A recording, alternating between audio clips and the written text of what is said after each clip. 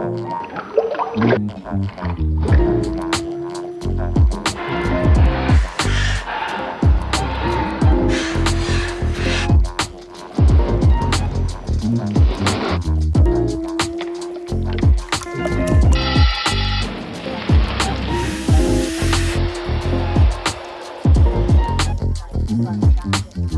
everyone! Welcome back to the Japan Guide Kitchen, our little side project in which we focus on simple Japanese recipes to try at home.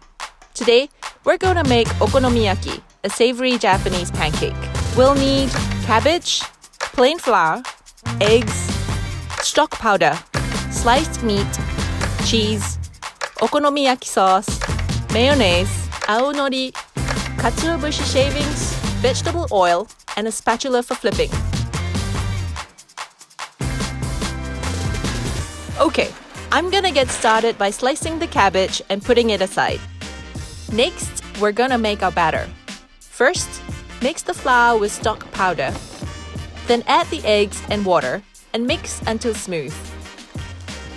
When that's done, add the cabbage into the batter. Mix them all up nicely and transfer about a quarter of the mixture into another bowl.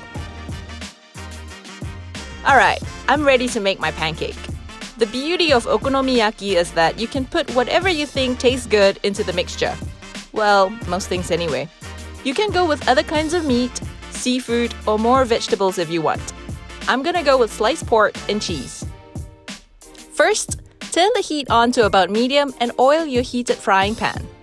Next, put a layer of meat on and add the cabbage batter after a minute or so. Then push the edges in a little to make it more circular. Leave it as it is for about 5 minutes or until a nice golden crust has formed on the bottom. Flip the okonomiyaki over and let the other side cook for about another 5 minutes. The okonomiyaki is done when the other side's taken a nice charred color. Okonomiyaki is served with toppings, and I'm gonna put mayonnaise, okonomiyaki sauce, seaweed, and shaved katsuobushi on top of mine. I hope you enjoyed this cooking video. Let us know in the comments below if you've made this before or gave this a try. The world is your okonomiyaki would have been an idiom if Shakespeare knew about it.